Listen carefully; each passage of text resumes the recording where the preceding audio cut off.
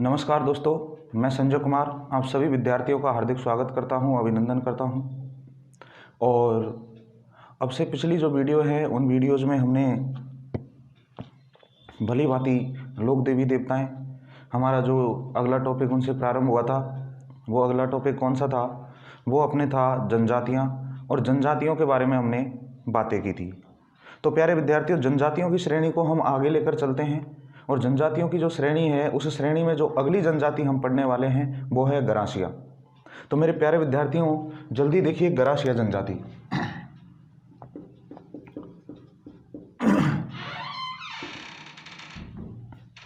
देखो मुन्नाओ, गरासिया जनजाति की अगर हम बात करें तो सबसे पहले आपको ध्यान रखना है कि पहली पड़ी थी अपने मीणा के बाद भील।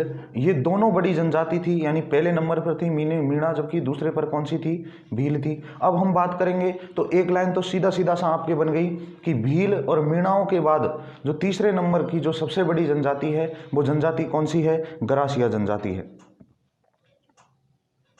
मीणा और भील के बाद जो तीसरी बड़ी जनजाति है वो कौन सी है? गरासिया जनजाति है। इसके बाद यदि हम बात करें तो कर्नल जेम्स टॉड साहब कहते हैं कि जो गरासिया है उन गरासियों की उत्पत्ति गवास शब्द से हुई है, और गवास शब्द का अर्थ होता है सर्वेंट, यानी नौकर। उन्होंने गवास यानी गरासियों को क्या कहा है? सर्वेंट कहा है, नौकर कहा है। दूसरा यदि हम बात करें तो ये मुख्य रूप से ये बड़ोदरा गुजरात के निवासी है, और वहीं से ये कहां पर आकर बसे? सिरोही। और सिरोही में सर्वाधिक आबू पिंडवाड़ा, सिरोही में सर्वाधिक आबू पिंडवाड़ा, उदयपुर में गोगुंदा, और पाली में ये सर्वाधिक क्या करते हैं मेरे दोस्तों?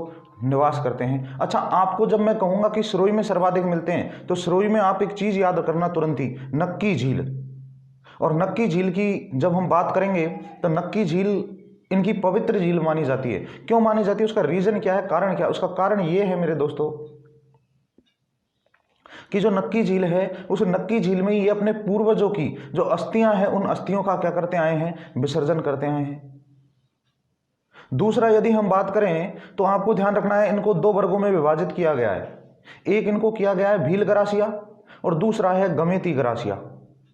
भील गरासिया, गमेती गरासिया, इनको दो भागों में विभाजित किया गया। अच्छा, भील गरासिया किसे कहते हैं और गमेती गरासिया किसे कहते हैं, इसके बारे में भी बात करेंगे। इसके बाद इनसे संबंधित कुछ शब्दावलियां हैं, उन शब्दावलियों को भी अपन बात करें। अच्छा, समाज के आधार पर भी इनको तीन भागों में विभाजित किया गया है, और समाज के आधार पर किया गया है मोटी नियात, नैन की नियात और निचली नियात। देखो, मोटी नियात, नैन की नियात और निचली नियात, इन तीन भागों में इनको विभाजित किया गया है।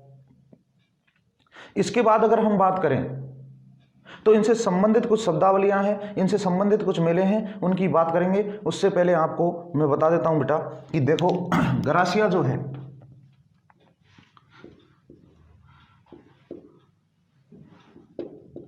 गरासिया जनजाति मीणा एवं भीलों के बाद तीसरी बड़ी जनजाति,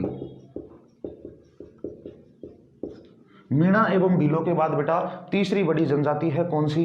गरासिया। पहली बात। दूसरी बात कि गरासियों की उत्पत्ति, यानी आप ऐसे लिख लेना सीधा सीधा सा, कर्नल जेम्स टॉड के अनुसार, कर्नल जेम्स टॉड के अनुसार गरासिया अपनी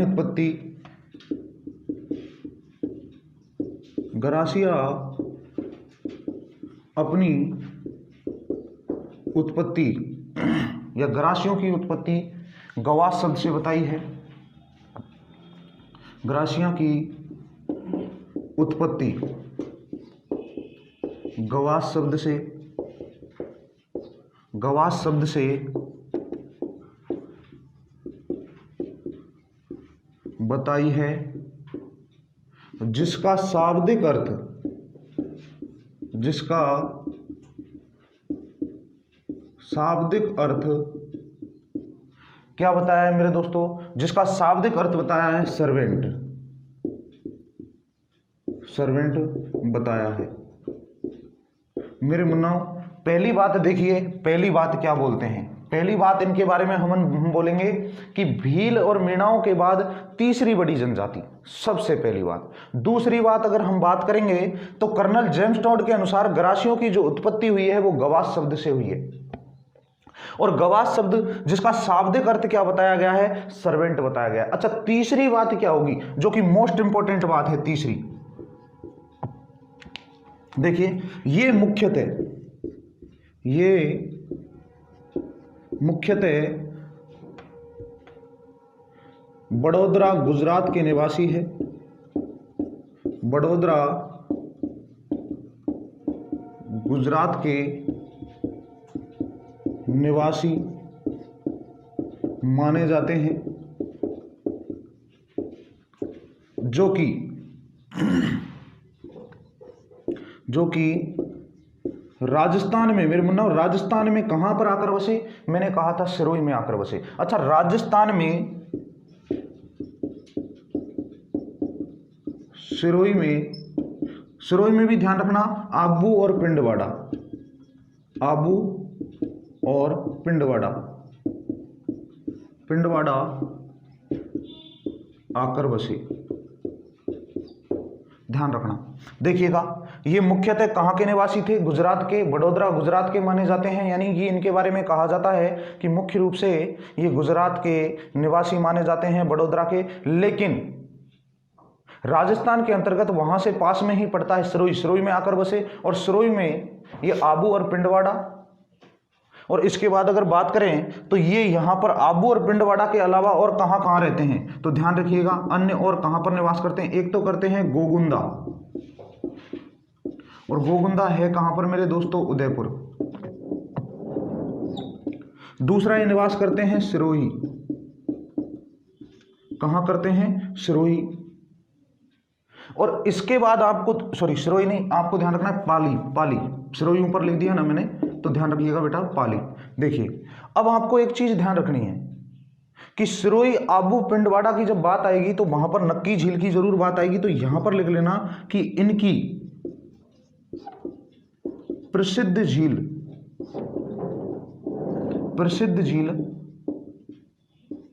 नक्की झील है, नक्की झील है। इनकी प्रसिद्ध झील मेरे मुन्ना कौन सी है, नक्की झील है, जहां पर अपने पूर्वजों की अस्थि विसर्जन किया करते हैं, जहां पर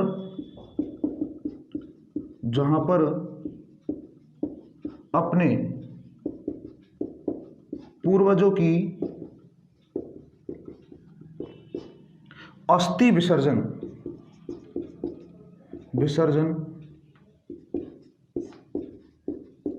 करते हैं।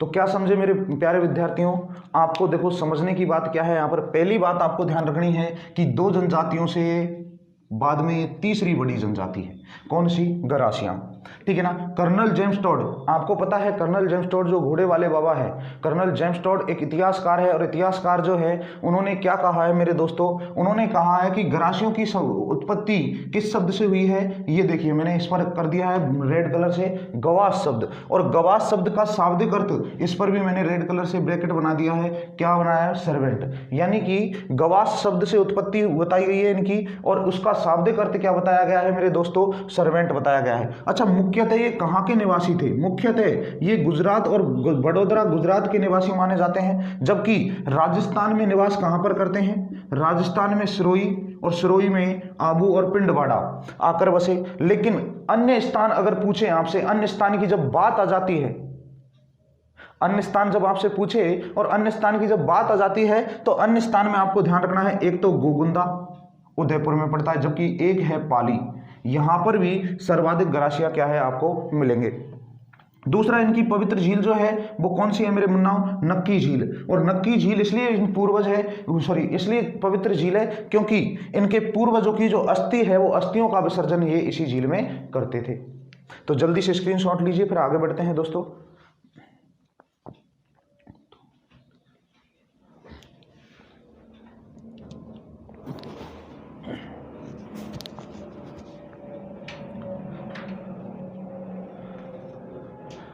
चलिए अब हम बात करते हैं अगली।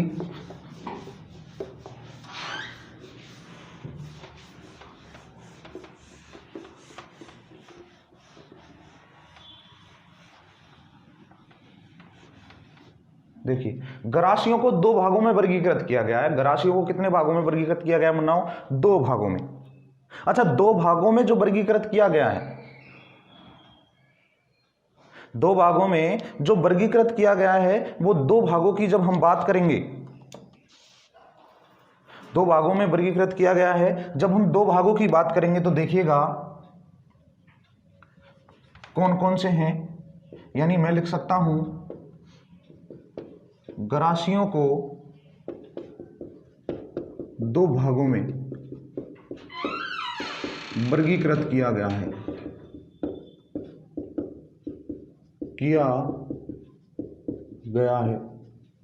ठीक है ना। अब देखिए वर्गीकृत किया गया है तो इसमें देखिए मेरे प्यारे विद्यार्थियों, पहला भाग कौन सा है और दूसरा भाग कौन सा है। पहला भाग जो है उसे कहते हैं भील गरासिया, भील गरासिया, ये अच्छे से समझने वाली बात है। दूसरा है मेरे दोस्तों कौन सा? गमेती गरासिया, गमेती गरासिया। जैसे मैंने कहा था कि मीणा जनजाति है, उस मीणा जनजाति को दो भागों में वर्गीकृत किया गया, एक तो चौकीदार और एक जमींदार। इधर भील जनजाति की जब मैंने बात की थी तो एक थे लंगोटिया भील और एक थे पोती दद्दा भील। मेरी पिछली वीडियो देखना बेटा, यदि किसी ने नहीं देखी और वो डायरेक्ट इस वीडियो को देख रहा है तो मेरी जो दो पहली की जो वीडियो है उनमें आप जरूर देखिएगा, तब आपको समझ में आएगा इसके बारे में। अच्छा, फिर मैं आपको बात बताता हूं, यहां पर गरासियों को भी दो भागों में विभाजित कर दिया, भील गरासिया और गमेती गरासिया। अब जब मैं आपको गमेती की बात करूंगा और भील की बात करूंगा, यहां पर ध्यान रखना मेरे मुन्नाओ, गमेती होता है मुखिया भीलों का, और गमेती जो मुखिया होता है आदमी होता है। तो ध्यान रखना, पहली बात तो इसके बारे में ध्यान रखना कि गमेती जो होता है वो भीलों का मुखिया होता है, और भीलों का मुखिया होता है तो मतलब आप समझ लेना कि भील पुरुष और गरासिया स्त्री, और गरासिया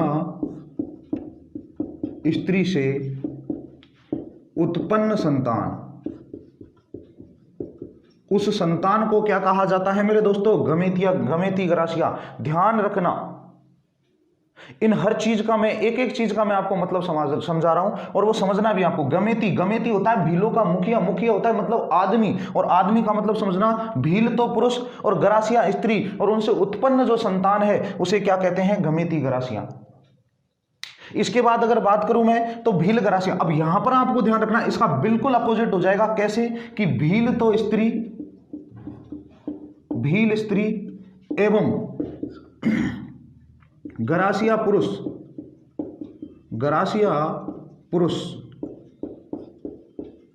से उत्पन्न संतान। क्या समझे? अरे क्या समझे? देखिए मेरे दोस्तों, आप समझे कि भील गरासिया किसे कहा जाता है? भील स्त्री और गरासिया पुरुष, उन दोनों का जब विवाह हो जाता है, उनके संबंध स्थापित करने के बाद जो संतान उत्पन्न होती है उसे कहा जाता है भील गरासिया। दूसरी बात, गमेती गरासिया। जब गमेती की बात करें तो गमेती भीलों का मुखिया होता है, और भील पुरुष और गरासिया स्त्री, इन दोनों का विवाह होता है। इनके संबंध स्थापित करने के बाद जो संतान उत्पन्न होती है उसे कहते हैं गमेती गरासिया। अच्छा, सामाजिक आधार पर गरासियों को भी तीन भागों में विभाजित किया गया है। तो देखिए, सामाजिक आधार पर गरासियों को तीन भागों में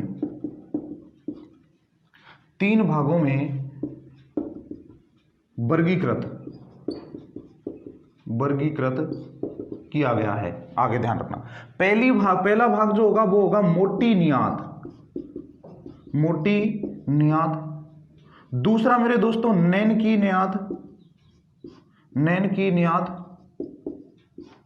और तीसरा होगा निचली नियात।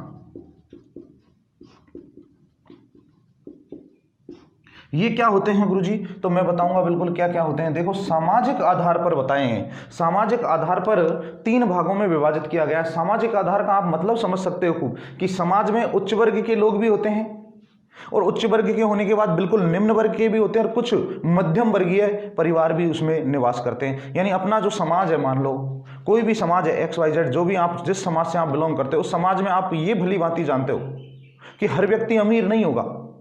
कुछ व्यक्ति उसमें गरीब भी होंगे, बिल्कुल कभी गरीब होंगे, और कुछ व्यक्ति जो है वो मध्यम वर्गीय भी होंगे। कुछ व्यक्ति तो बिल्कुल क्या होंगे, अमीर, कुछ निम्न जाति निम्न या वर्ग के यानी कि बिल्कुल गरीब, और कुछ मध्यम वर्गीय भी इसमें होते हैं। तो ध्यान रखना, उच्च वर्गीय ग्रासिया, इसमें लिखना मध्यम वर्गीय ग्रासिया,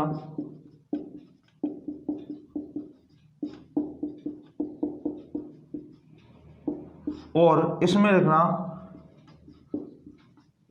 निम्न वर्गीय ग्रासिया, निम्न वर्गीय ग्रासिया। ये ध्यान रखिएगा दोस्तों। जल्दी से स्क्रीनशॉट लो एक बार, फिर आगे बढ़ते हैं अपन।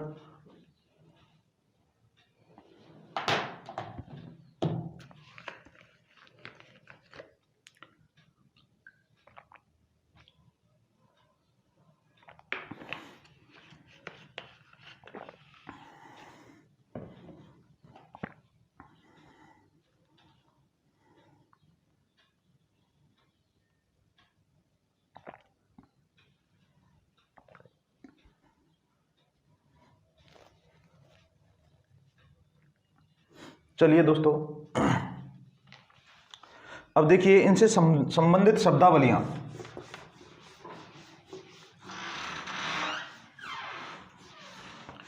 इनसे संबंधित जो शब्दावलियां हैं वो कौन कौन सी हैं वो आपको देखनी है।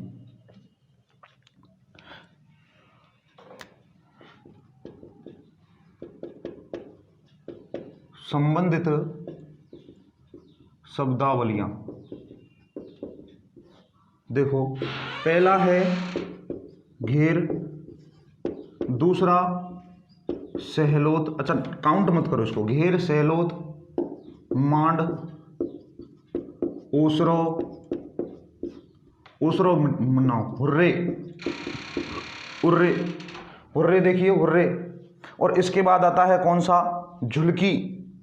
हुर्रे के बाद आएगा झुलकी, झुलकी के बाद आएगा दूसरों हसली पात्रला, हसली पात्रला। फिर आएगा झेल मुर्की, झेल मुर्की, ठीक है ना। फिर आएगा मोर, फिर आएगा सफेद, फिर आएगा नक्की, फिर आएगा खाटला, फिर आएगा माटला, और फिर आएगा घिंटी, ठीक है ना। एक एक चीज मैं आपको बताऊंगा बेटा, एक एक चीज आपको समझनी है, ध्यान रखना, एक एक चीज जो है आपको समझनी है। देखिए, अब हम बात करेंगे घेर की। घेर इनके घरों को कहा जाता है, घरों को। घेर किसको कहा जाता है, घरों को। सहलोद, सहलोद मुखिया को कहा जाता है, इनके मुखिया को। ये मुख्य मोस्ट इंपॉर्टेंट चीजें। अच्छा, और कुछ पूछे ना पूछे वो अलग बात है, लेकिन जो मोस्ट इंपॉर्टेंट यहां पर जो चीजें हैं वो ये शब्दावलियां। यदि ये शब्दावलियां आप क्लियर कर गए, ये शब्दावलियां आप सही से कर गए, तो ध्यान रखिएगा मेरे दोस्तों, ये आपके लिए एक बेहतरीन तैयारी मानी जाएगी। इसके बाद देखिए मांड। मांड मेरे दोस्तों किसे कहते हैं, मांड, मांड इनके कहते हैं बरामदेव, अतिथि गृह को, अतिथि गृह को। अच्छा, ओसरो, ओसरो कहा जाता है बरामदा, बरामदा।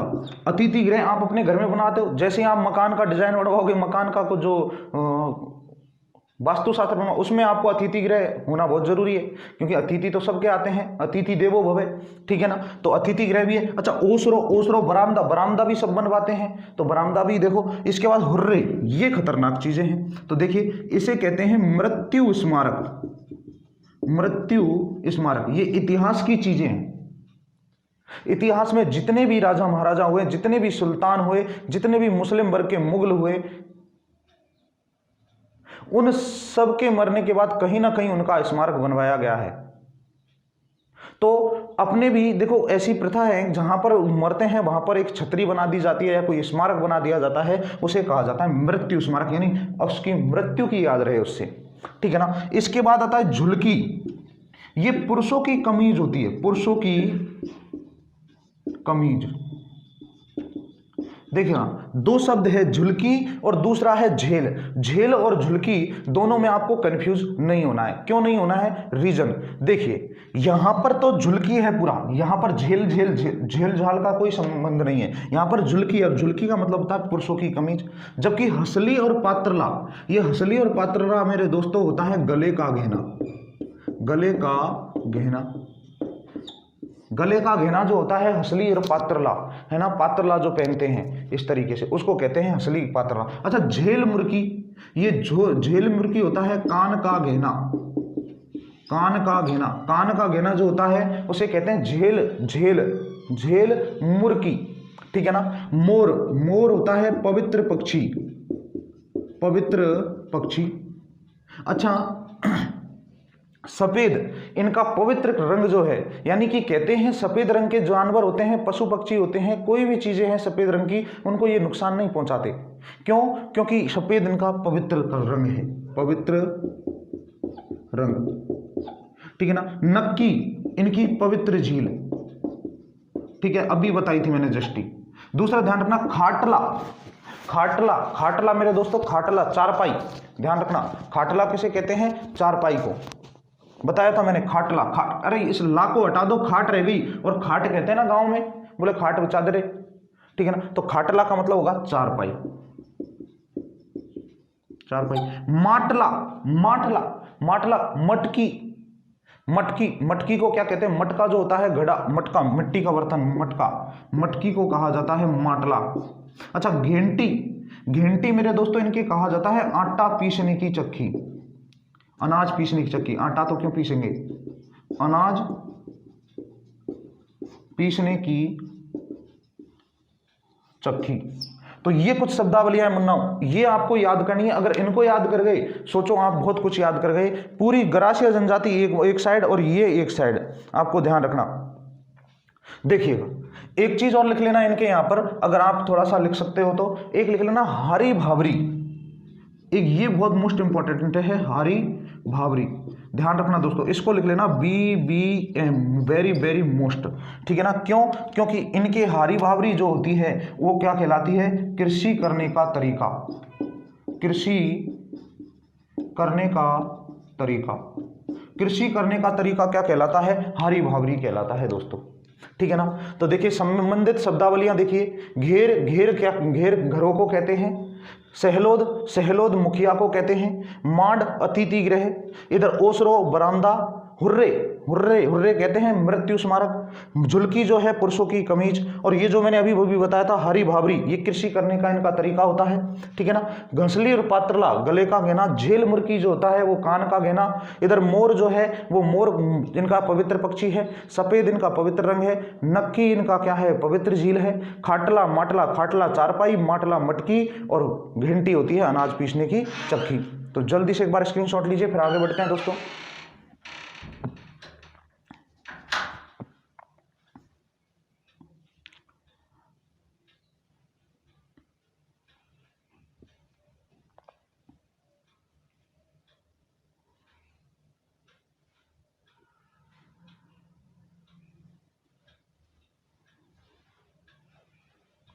अब देखिए मुन्ना, इनके प्रमुख विवाह, इनके प्रमुख विवाहों की ओर चलते हैं अपन।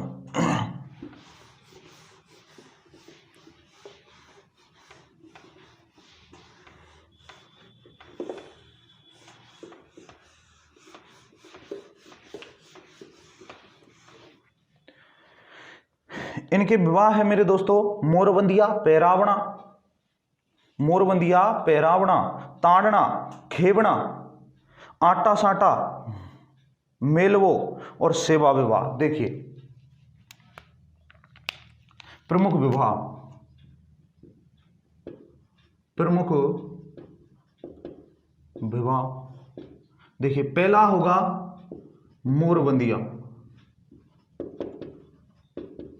मोरबंदिया। दूसरा होगा पैरावणा। तीसरा होगा ताड़ना। चौथा होगा खेवणा। पांचवा होगा सेवा। और छठा होगा मेरे दोस्तों आटा साटा। ये विवाह हैं इनके, और इन विवाहों की बात अपन करेंगे। अच्छा, विवाहों की बात जब हम करेंगे तो सबसे पहले आपको ध्यान रखना है कि जो विवाह हैं उन विवाहों के बारे में ये आपको जानना बहुत जरूरी है कि इन विवाहों में होता क्या है, कैसे इनके ये विवाह संपन्न होते हैं, ठीक है ना। इन विवाहों की बात करें तो सबसे पहले अगर मैं बात करूं तो ध्यान रखना मेरे दोस्तों कि एक है मोरबंदिया, और मोरबंदिया की जब मैं बात करूंगा तो मोरबंदिया जो है वो मोरबंदिया विवाह ब्रह्म विवाह होता है। कैसा विवाह होता है दोस्तों? ब्रह्म विवाह। ब्रह्म विवाह जो है उसे कहते हैं मोरबंदिया विवाह। देखिएगा, पहले अगर बात करें, सबसे पहले मोरबंदिया, ये होता है ब्रह्म विवाह। ब्रह्म विवाह यानी कि पुरुषों के जो परिवारजन है, स्त्रियों के जो परिवारजन है, वो दोनों बिल्कुल खुश हैं, आपस में सामंजस्य बैठा हुआ है, तो प्यार प्रेम से वो विवाह संपन्न हो जाता है। यानी लड़के को लड़की पसंद है और लड़की को लड़का पसंद है, ये विवाह क्या हो गया? मोरबंदिया विवाह हो गया। अच्छा, दूसरा है पहरावना। ये पहरावना बिना ब्राह्मण के विवाह। दूसरा ताड़ना, नाम मात्र के फेरों के साथ, नाम मात्र फेरों के साथ। खेवणा, अच्छा खेवणा जो विवाह है मेरे दोस्तों, ये खेवणा विवाह की मैं जब बात करूंगा तो खेवणा विवाह कैसे होता है? यहां पर लड़का और लड़की प्रेम विवाह करते हैं, ठीक है ना। सेवा विवाह वही मैंने कल बताया था जो कि भील जनजाति में है सेवा विवाह। और भील जनजाति में सेवा विवाह क्या बताया था मैंने कि जो वर पक्ष है उस वर पक्ष से वधु पक्ष वाले जो लोग हैं, वो वधु पक्ष वाले जो पिताजी हैं, इनके जो पिता हैं, वो पिता इस वर को 1 महीने तक, कितने महीने तक? 1 महीने तक रखते हैं, 1 महीने तक। और 1 महीने तक रखकर फिर इससे सेवा करवाते हैं। यदि उस सेवा में ये सहजशील सहानुभूतिपूर्ण दिखाई देता है तो ध्यान रखिएगा मेरे मुन्नाओं, इस विवाह को संपन्न कर दिया जाता है। यदि ये वर है, ये वर उस सेवा में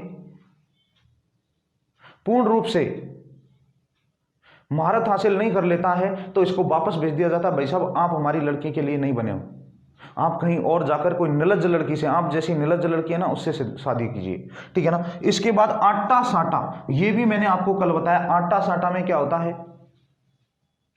कि इधर जो लड़का है उस लड़के की बहन उधर के लड़के के, और इधर जो लड़का है उस लड़के की बहन इधर इस लड़के के, यानी क्रॉस मल्टीप्लिकेशन हो जाता है ना, वज्रगुणा जिसे कहते हैं। यानी ये देखो कैसे होता है,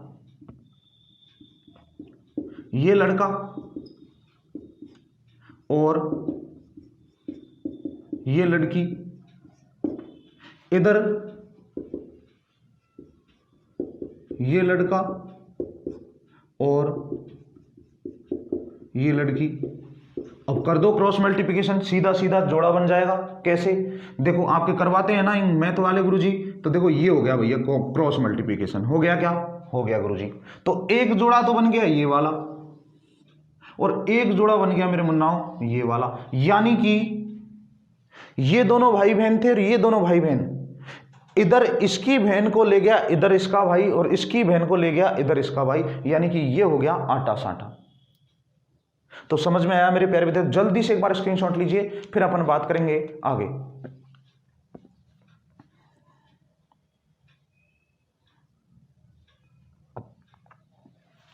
देखिए इनके प्रसिद्ध मेले कौन से हैं, ध्यान रखना। प्रसिद्ध मेले और प्रमुख नृत्य जो है वो मैं बता देता हूं एक बार में, ध्यान रखिएगा मेरे लालाओ। इनके प्रसिद्ध मेले हैं, एक तो घोटिया अंबा, और घोटिया अंबा मेरे दोस्तों कहां पर लगता है, बांसवाड़ा में। दूसरा लगता है मनखारो मेले, मनखारो मेला लगता है सिरोही आबू में लगता है। और एक है चित्र विचित्र जो कहां पर लगता है, उदयपुर में। तो एक लगेगा बांसवाड़ा में, और बांसवाड़ा में जो लगेगा, देखिए प्रमुख मेले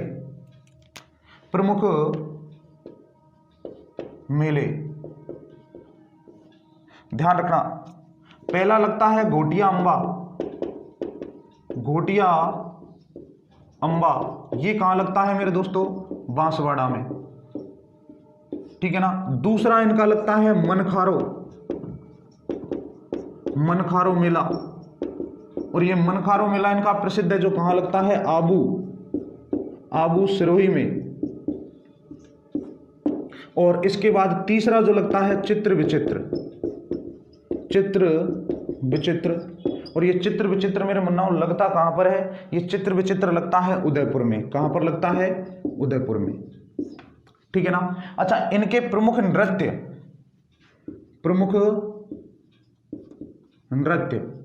ये प्रमुख नृत्यों का भी ध्यान रखना। लूर मादल